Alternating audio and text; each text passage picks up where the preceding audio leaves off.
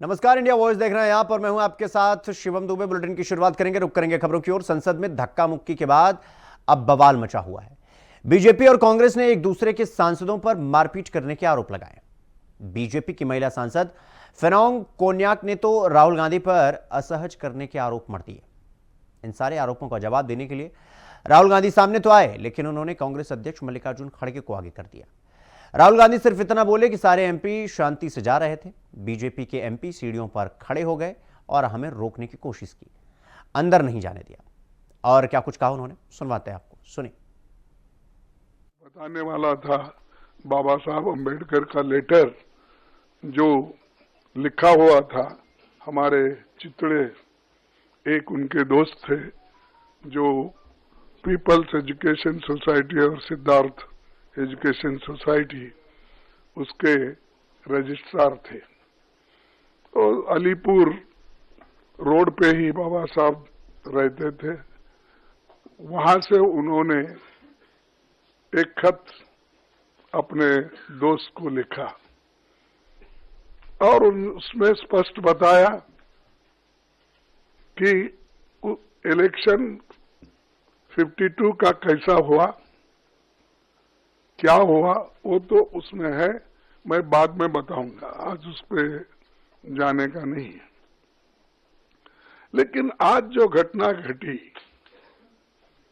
हम रोज पहले से ही सदन में गड़बड़ नहीं होना, सदन में जो मुद्दे रखे जाते उसका चिंतन होना, इसीलिए हम कोई हाउस बोथ द हाउसेस में कोई डिस्टर्ब करने का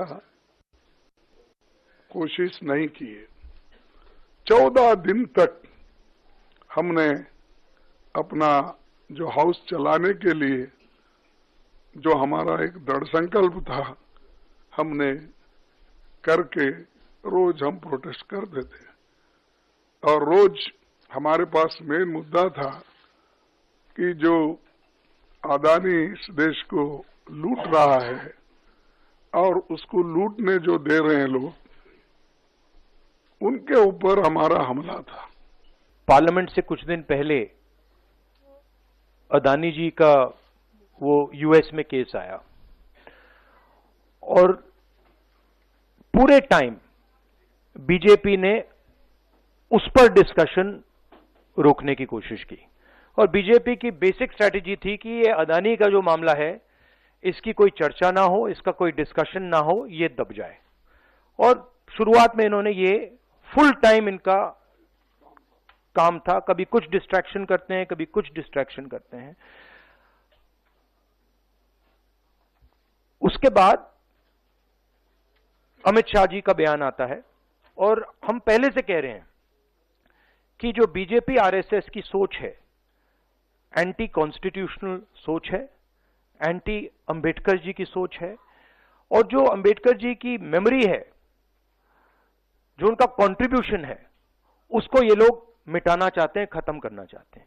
और डायरेक्टली इनके मंत्री ने, होम मिनिस्टर ने डायरेक्टली सबके सामने जो उनका माइंडसेट है वो सबके सामने उन्होंने दिखा दिया।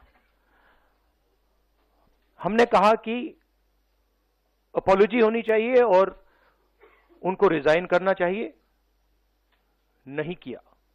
और आज फिर से इन्होंने एक नया डिस्ट्रैक्शन शुरू किया है। हम अंबेडकर जी की स्टैचू से सारे एमपी शांति से पार्लियामेंट हाउस जा रहे थे। पार्लियामेंट हाउस के सीढ़ियों पे बीजेपी के एमपी लकड़ियां लिए हमारे सामने खड़े होते हैं, हमें अंदर नहीं जाने देते हैं।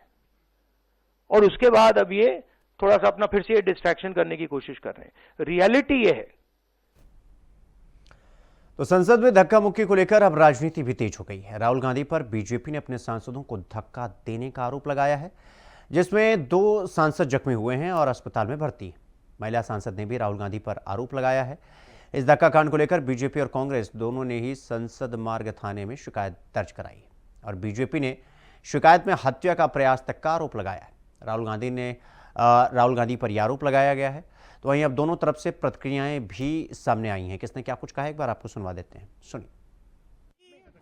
B.R. अम्बेडकर जी की फोटो लेकर शांतिपूर्वक जय भीम के नारे को बोलते हुए संसद में जा रहे थे। संसद में जाने से किसने रोका? आप देख लीजिए। हम इतने दिनों से प्रोटेस्ट कर रहे हैं, साइड में प्रोटेस्ट कर रहे हैं, जो भी आ रहा है जा रहा है, उसको पूरा रास्ता है। इन्होंने कुछ एकदम शांतिपूर्वक प्रोटेस्ट हुए, कितने दिनों से चल रहे हैं, रोज 10:30 से 11। आज पहली बार इन्होंने प्रोटेस्ट किया, सबको रोक दिया और उसके बाद धक्का मुक्की और ये गुंडागर्दी। और अब सिर्फ अमित शाह जी की खाल बचाने के लिए ये अब इन्होंने साजिश शुरू की है कि भैया ने किसी को धक्का मारा, ये वो। मेरी आंखों के सामने आप सबने देखा होगा, खड़गे जी को धक्का मार के जमीन पे गिराया। उसके बाद एक सीपीएम के एमपी को धक्का मारा, उनके ऊपर गिरे, खड़गे जी के ऊपर। मैंने सोचा टांग टूट गई होगी, कुछ हुआ होगा, क्योंकि उनके चेहरे से दिख रहा था कि उनको चोट लगी। फिर हमने कहीं से कुर्सी ढूंढ के हम लाए उनके लिए। अब आप खुद ही देख रहे हैं, यहाँ पे रोज खड़े हैं, हम रोज प्रदर्शन कर रहे हैं 10:30 से 11। आज तक कुछ नहीं हुआ है, ये सब साजिश है। इनसे हमने पूछा, ये जो हमें रोक रहे थे, हिम्मत है तुम्हारे में? अगर अंबेडकर जी को चाहते हो, जय भीम बोलो। जय भीम का नारा क्यों नहीं निकल सकता इनके मुंह से? ये कह रहे सर पैसेज नारा क्यों नहीं? कौन सा पैसेज? आपने खुद देखा, हमारे सामने सारे खड़े थे और हमने कुछ कहा भी नहीं। हम सिर्फ अपना नारा लगाते रहे, सिर्फ अपने संविधान के लिए लड़ते रहे।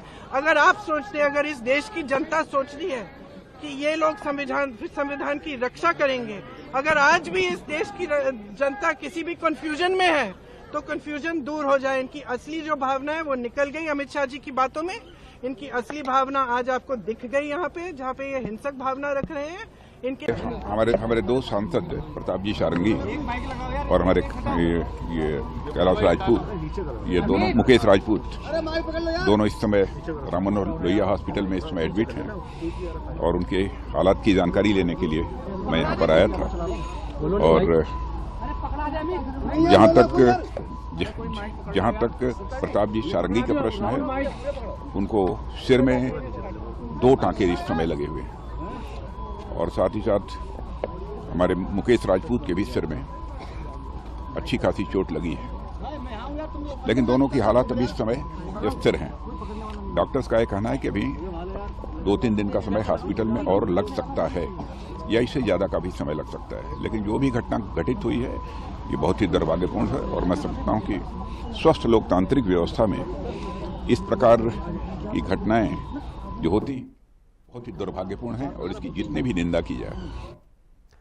तो रुक करेंगे अगली खबर की ओर। उत्तर प्रदेश विधानसभा का शीतकालीन सत्र भारी हंगामे के बीच खत्म हो गया। स्पीकर सतीश महाना ने सत्र के 17वें की घोषणा की। समाजवादी पार्टी के जोरदार हंगामे के चलते विधानसभा की कार्रवाई अनिश्चितकाल के लिए स्थगित कर दी गई और यह पहला मौका है जब अनुपूरक बजट पर सीएम योगी आदित्यनाथ के वक्तव्य के बिना ही विपक्ष के जोरदार हंगामे की वजह से सदन की कार्रवाई स्थगित करनी पड़ी।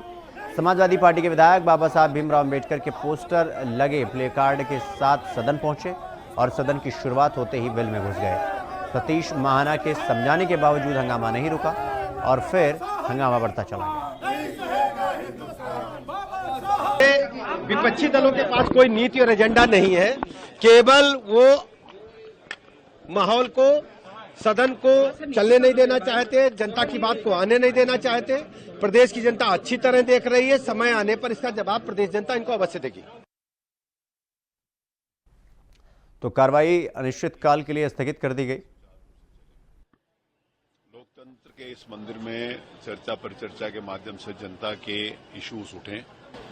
सरकार की यह जिम्मेवारी है कि सरकार जनता के हित के लिए काम करे और विपक्ष की जिम्मेवारी है यदि उसमें कोई सकारात्मक सुझाव हो, तो सकारात्मक आलोचना हो और सकारात्मक कमियां भी हों अगर कोई, तो उनके ऊपर इंगित करे।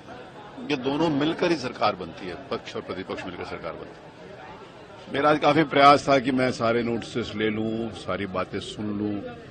मैंने बहुत प्रयास किया। हमारे सम्मानित नेता प्रतिपक्ष से भी मैंने निवेदन किया कि आप लोग अपनी सीट पर चलें और जो कुछ आपने जिन भी नियमों के अंतर्गत आज नोटिस दिए मैं सब सुनूंगा। शायद मेरी बात उनको नहीं पसंद आई होगी तो वो लोग गए नहीं अपनी सीटों पे और हाउस मेरे चाहने के बाद भी कि विधानसभा चले नहीं चली, मेरे ना चाहने के बाद भी कि इस प्रकार का जो क्योस हो रहा है, जो हो रहा है, वो भी हुआ। लेकिन ठीक है, लोकतंत्र में ये होता है। मुझे उम्मीद है कि सबके इश्यूज एक हैं जनता के हित के, और जनता के हित के लिए फिर जब अगले सत्र में हम बैठेंगे सब एक होकर, मेरा ये प्रयास रहता। तो इस खबर पर हमारे साथ हमारे सहयोगी मोहम्मद आसिफ हमारे साथ लखनऊ से जुड़ गए हैं। आसिफ, जिस तरह से सदन में विधानसभा में पक्ष और विपक्ष हो रहा है, वार पलटवार हो रहा है, और फिर समाजवादी पार्टी के जितने भी विधायक हैं वो हाथ में तख्ती लेकर बाबा साहब को लेकर, उनके अपमान को लेकर वो नारा लगा रहे हैं, प्रदर्शन कर रहे हैं, और इवन योगी आदित्यनाथ का वक्तव्य भी पूरा नहीं हुआ और हंगामा हुआ। ये हंगामा कितने बजे से शुरू हुआ, कितने बजे तक चला, क्या कुछ रही आज की पूरी कहानी, क्या कुछ तस्वीर देखने को मिली, क्या जानकारी आपके पास? जी बिल्कुल शिवम, आज डॉक्टर भीमराव अंबेडकर के अपमान को लेकर सियासी पारा यूपी में पूरी तरह से हाई रहा, जहां सड़क पर कई जिलों में समाजवादी पार्टी ने प्रदर्शन किया, वहीं दूसरी तरफ सपा विधायकों ने हंगामा काटा सदन में, और यही वजह रही कि अनिश्चितकालीन के लिए सत्र स्थगित भी कर दिया गया है। यहां तक कि मुख्यमंत्री का अभिभाषण भी नहीं हो सकता है, तो यह अपने आप पे बड़ी बात है। लेकिन अगर शिवम सियासी पैतरे और सियासी मायने अगर इसके पीछे देखें, तो जिस तरह से कल सपा विधायक अतुल प्रधान को मार्शल टांग कर बाहर ले गए, अपमान किया गया, इसका भी बदला समाजवादी पार्टी ने लिया।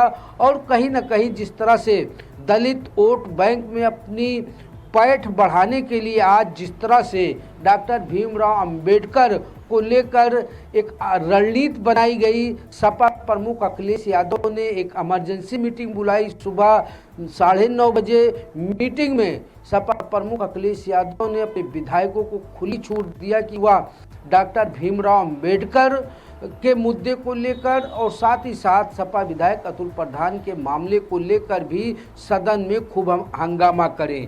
और सपा प्रमुख अखिलेश यादव की यह सलाह और निर्देश कहीं न कहीं आज हंगामे को सदन में बढ़ा दिया।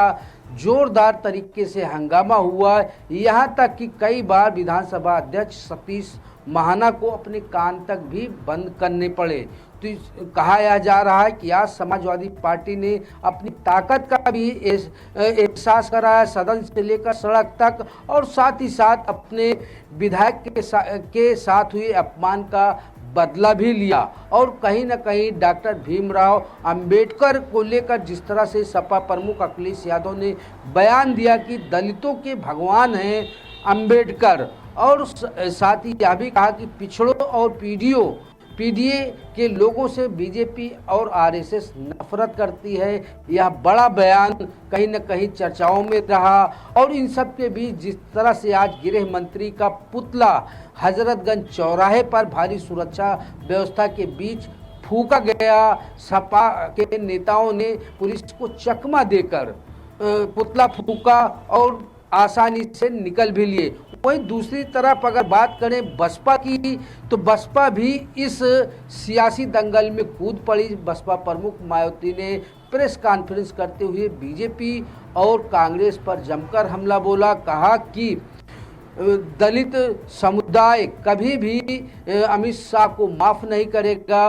वहीं बसपा प्रमुख मायावती ने कहा कि कांग्रेस ने बाबा साहेब का अपमान किया, उनका अपमान किया। यह दोनों दलित वोट बैंक पाने के लिए सिर्फ और सिर्फ स्वांग रचते हैं। और वहीं अगर बात करें कांग्रेस की, तो कांग्रेस को लेकर कांग्रेस कार्यालय पर भी हलचल रही, क्योंकि कल डॉक्टर भीमराव अंबेडकर के मुद्दे को लेकर कांग्रेस ने प्रदर्शन किया था। इस दौरान एक कार्यकर्ता की मौत हो गई थी, और मौत के बाद जिस तरह से आज सियासी हलचल देखने को मिली, कांग्रेस कार्यालय के इर्द गिर्द भारी सुरक्षा बल तैनात रहा।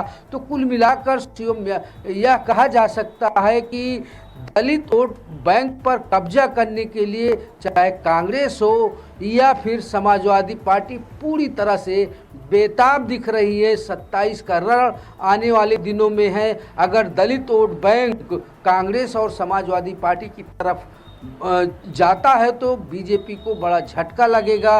हालांकि जिस तरह से अमित शाह के बयान को लेकर पूरे देश में भूचाल मचा हुआ है, चाहे संसद हो या फिर विधानसभा हो या फिर सड़क हो, हर विपक्षी दल बीजेपी को घेरने की कोशिश कर रहा है। और कल की भी समाजवादी पार्टी ने एक बड़ी रणनीति बना ली है। गृह मंत्री अमित शाह के इस्तीफे को लेकर कल हजरतगंज के अंबेडकर प्रतिमा के पास समाजवादी पार्टी के नेता कैंडल भी जलाएंगे, काली पट्टी बांधकर प्रदर्शन भी करेंगे और साफ चेतावनी दिया है समाजवादी पार्टी नेताओं ने कि जब तक गृह मंत्री पर एक्शन नहीं होता उनका प्रदर्शन जारी रहेगा। और वहीं अगर सपा विधायक अतुल प्रधान की बात करें तो सपा विधायक अतुल प्रधान आज अकेले ही निकले सपा कार्यालय से अखिलेश यादव से मुलाकात कर, और वह साइकिल से अंबेडकर प्रतिमा के नीचे धरने पर बैठे रहे। हालांकि अगर अतुल प्रधान के मुद्दे को अगर देखें तो कहीं न कहीं जो है समाजवादी पार्टी की दूरी भी दिख रही है, क्योंकि जिस तरह से अकेले ही अतुल प्रधान पहुंचे और उन्हें कुछ ही देर बाद नेता प्रतिपक्ष माता प्रसाद पांडे ने उठा दिया धरने से, धरना खत्म करवा दिया। लेकिन जिस तरह से अतुल प्रधान का बयान आया कि वह जनहित के मुद्दों को लेकर चाहे सदन में रहें या सड़क पर वह मुद्दा उठाते रहेंगे, सरकार की नीतियों का विरोध करते रहेंगे, तो कुल मिलाकर लबोल हुआ भैया है शिवम कि आज राजनीतिक हलचल काफ़ी बढ़ी रही, सियासी पारा पूरी तरह से हाई रहा और सरकार को घेरने के लिए अमित शाह के बहाने जिस तरह से सदन में भी हल्ला हुआ, हंगामा हुआ और जिस तरह से मुख्यमंत्री को अभिभाषण तक जो है नहीं दे पाए। ठीक है आसिफ, बहुत बहुत धन्यवाद आपका हमसे जुड़ने के लिए और खबर पर जानकारी हमारे साथ साझा करने के लिए।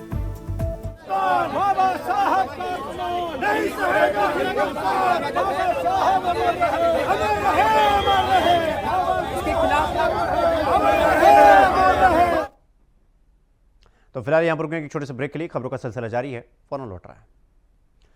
ब्रेक के बाद एक बार फिर आप सबका स्वागत है मेरे साथ। रुक करेंगे अगली खबर की ओर। गृह मंत्री अमित शाह के बाबा साहब भीमराव अंबेडकर को लेकर दिए गए बयान पर राजनीति गर्मा गई है और इस विवाद पर बसपा सुप्रीमो और पूर्व मुख्यमंत्री मायावती ने जमकर हमला बोला है। मायावती ने कहा कि उनके बयान से बाबा साहब की गरिमा और अस्तित्व को ठेस पहुंची है। उनके यानी गृह मंत्री अमित शाह के, उन्हें अपने शब्द जल्द से जल्द वापस ले लेने चाहिए। और इस दौरान मायावती ने कांग्रेस पार्टी को भी आड़े हाथों लिया।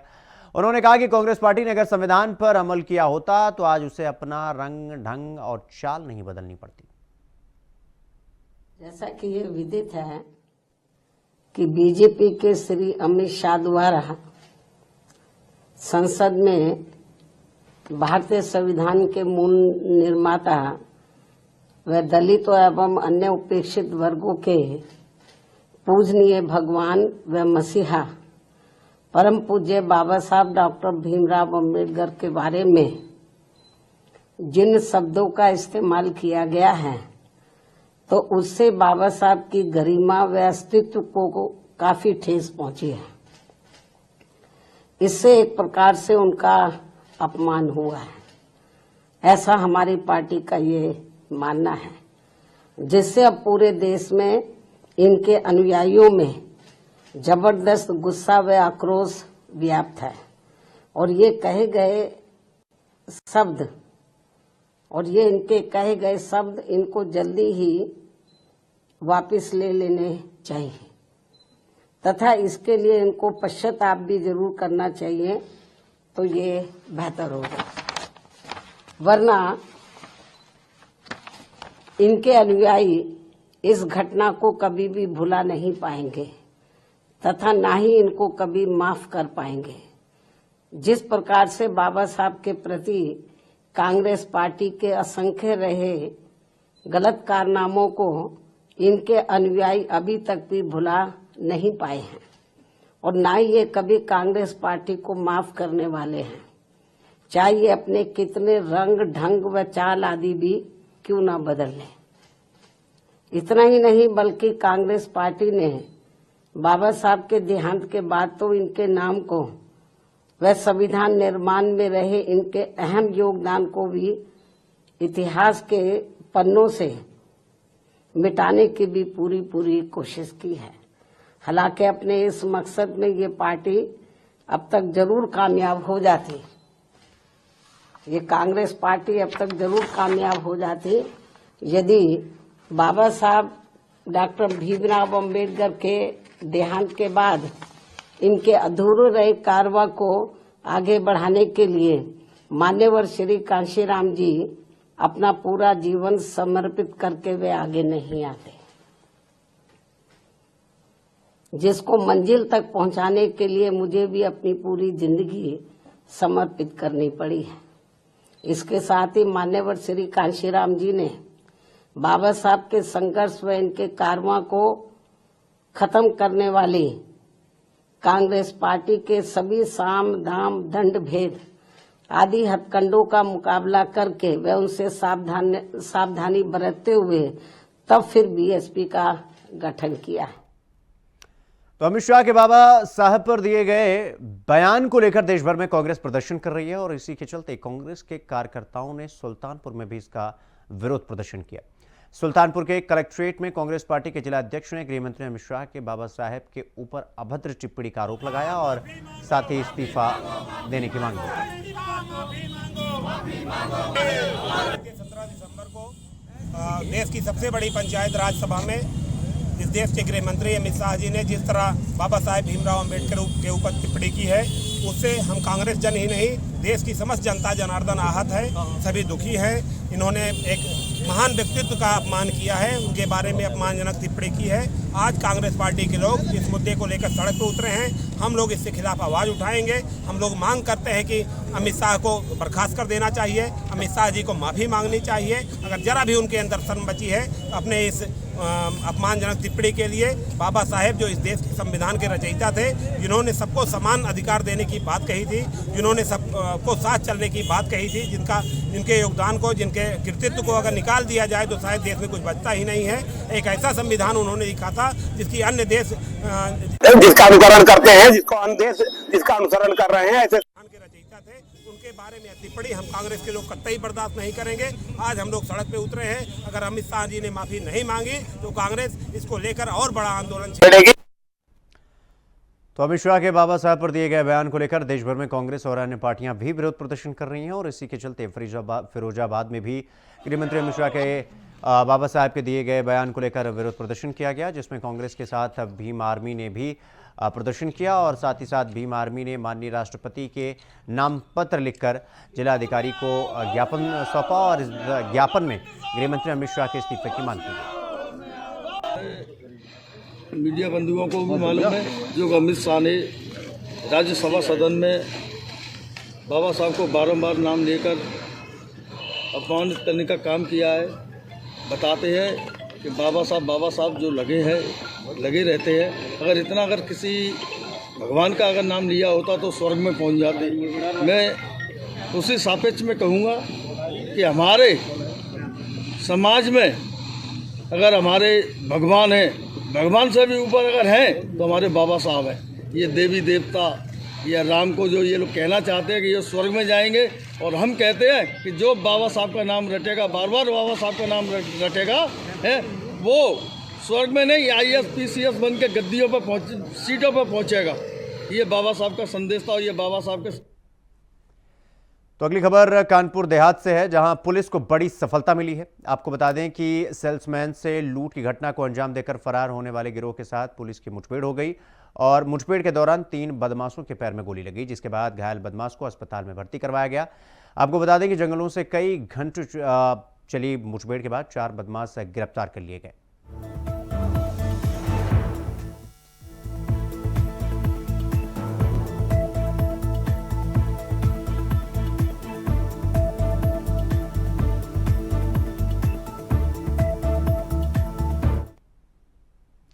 तो बुलेटिन में फिलहाल आज के लिए बस इतना ही। देश और दुनिया की तमाम खबरों को देखने के लिए देखते रहिए वॉइस। नमस्कार।